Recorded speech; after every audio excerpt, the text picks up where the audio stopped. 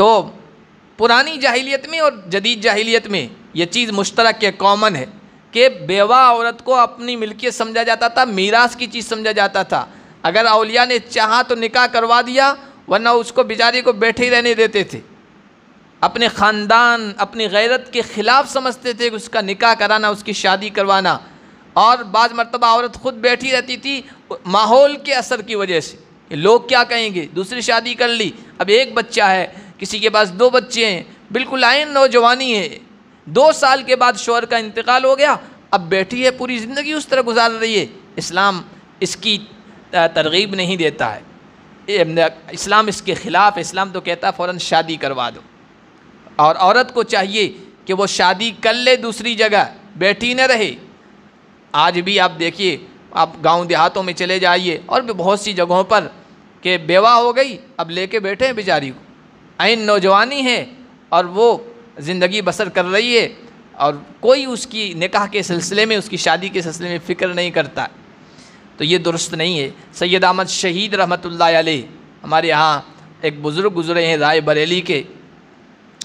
जब अंग्रेज़ का शुरू का ज़माना था, उस ज़माने में भी बहुत सारे कबीलों ख़ानदानों में वफ़ात पा जाने के बाद, शोहर के वफ़ात पा जाने के बाद औरत के निकाह को ऐब समझते थे।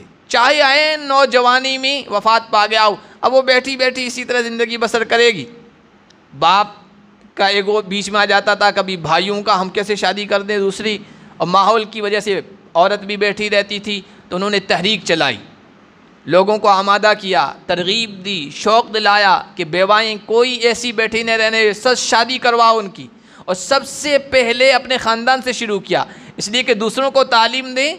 और ख़ानदान में औरतें बेवाई बैठी हो तो फिर लोग कहेंगे बड़ी तकरीरें कर रहे हो, खुतबे दे रहे हो, ख़ुद के ख़ानदान में बेवाई बैठी हो, उनका निकाह नहीं करवा रहे हो।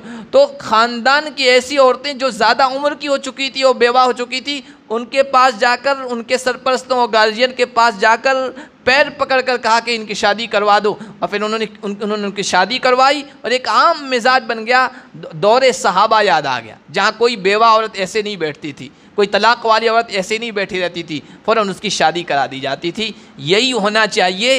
इस्लाम इसी की तरगीब देता है, इसी में मुआशरे का भी भला है, इसी में समाज का भी भला है, इसी में औरत का भी भला है, इसमें ख़ानदान के हर फ़र्द का भला है कि अखलाक भी दुरुस्त रहते हैं, फ़साद और बिगाड़ से और लड़ाई झगड़ों से और बहुत सारी बुराइयों से मुआशरा महफूज हो जाता है।